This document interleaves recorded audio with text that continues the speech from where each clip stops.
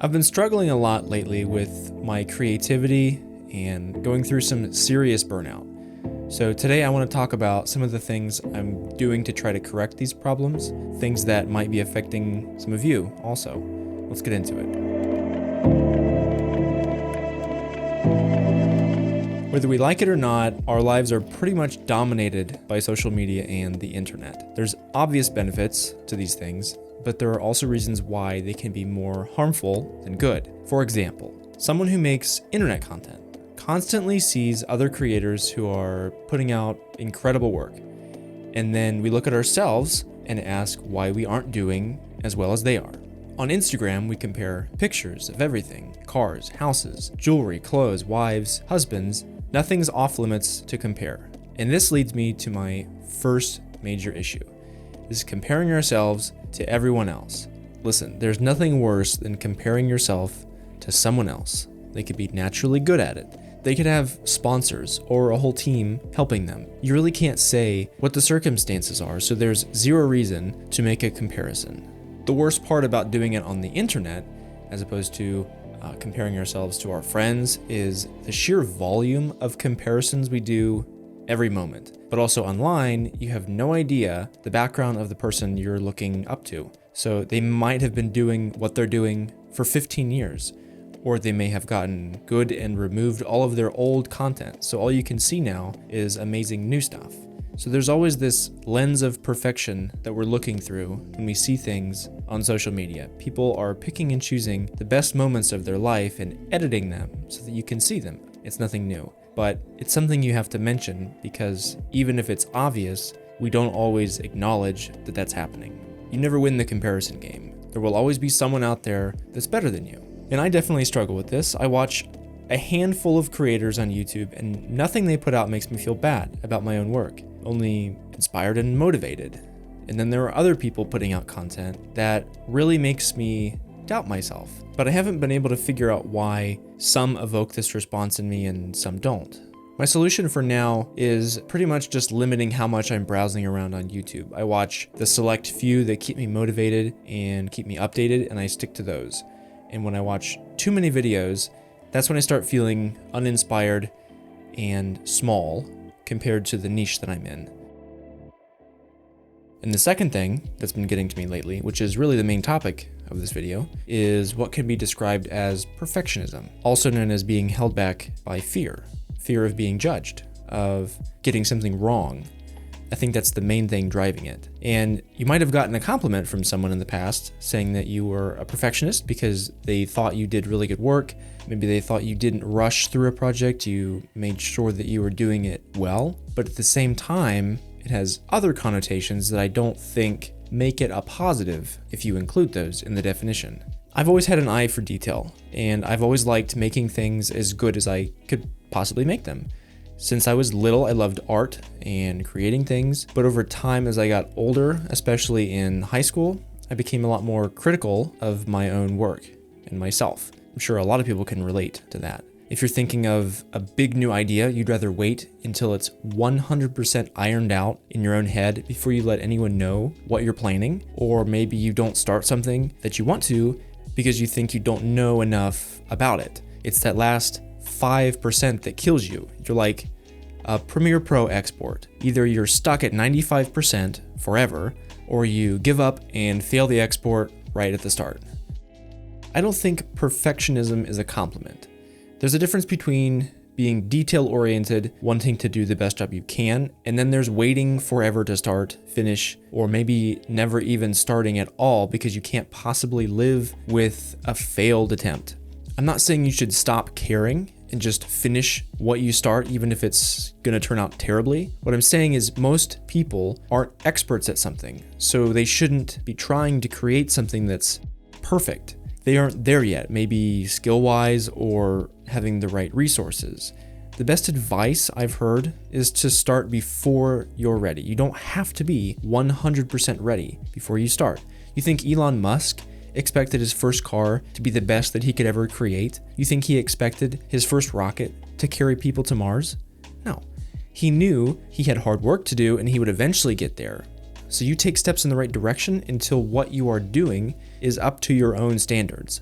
I think that's the whole point. I think perfectionists have a disconnect between their standards and their skills. Just because they might know what the perfect version of what they are trying to create looks like, it doesn't mean that they can create it where they are with the tools that they currently have and the skills that they currently have. I've been going through some pretty terrible burnout through my client work, which is essentially doing the same type of work for what I've been doing for the last 6 years. And it's not particularly exciting, challenging, or something that really allows me to try new things. So while I'm glad that I have an income, it's also a little challenging because I'm making money from something that I enjoy, but the process of making money I'm making money in the career that I enjoy, but I hate the process, which is making me hate the career that I'm in. So it almost is a negative, even though it would appear as though it's a positive because I can work in the field that I enjoy, but it doesn't come out to a positive. So while I've been able to practice specific things and I've gotten good at a lot of stuff, like shooting interviews, for example, I've been stagnating in other areas. So apply my perfectionism to the content I want to create for YouTube, for this YouTube channel. I have a notebook that is full of ideas that I'm just slowly getting around to the point of creating. But the main issue is that I'm holding myself back.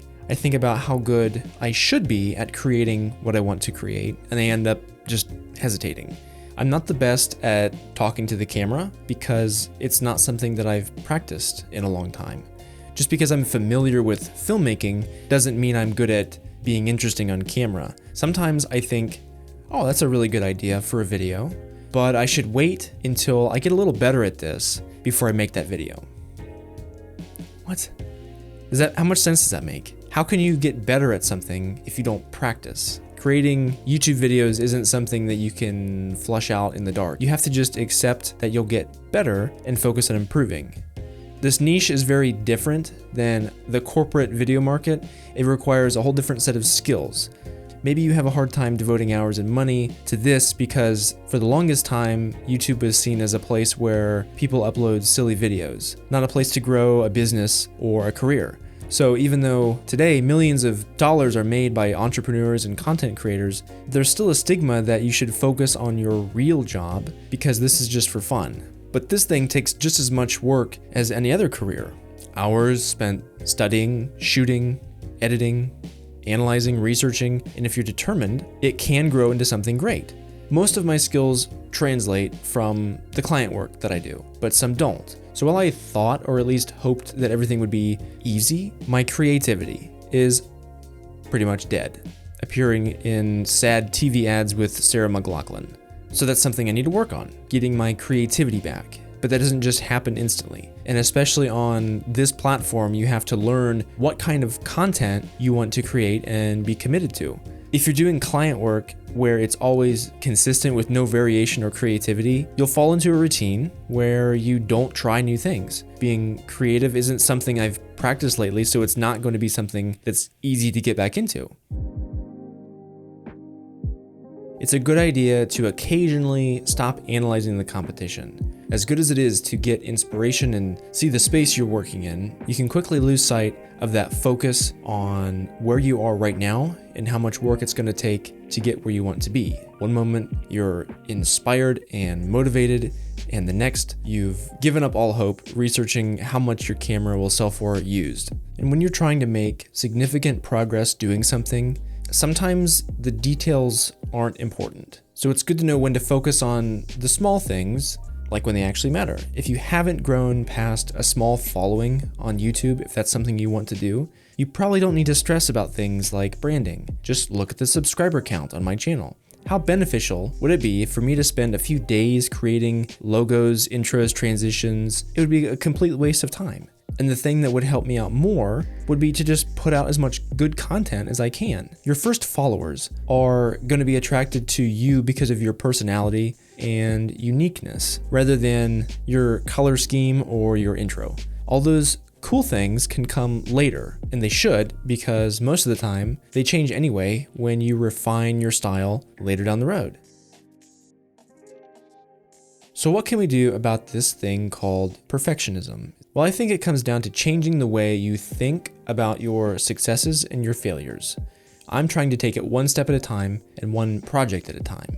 The key is movement. If I'm constantly moving toward the finish line, then at least I'm going in the right direction, even if it's a small incremental step forward. It's when we stop and think too long that we put more pressure on ourselves and make things more difficult than they need to be. It is a good idea to plan sometimes, but you can get stuck in that planning loop where you just prep all the time and you're just planning and you never actually take that first step.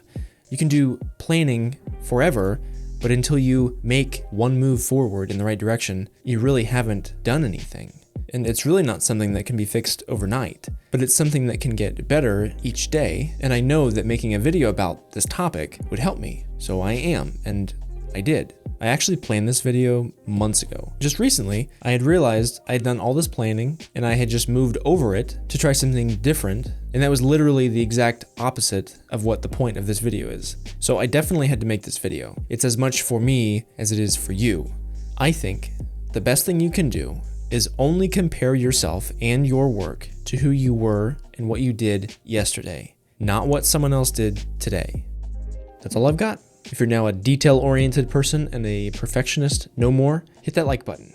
Subscribe so I can stop falling asleep listening to Sarah McLachlan.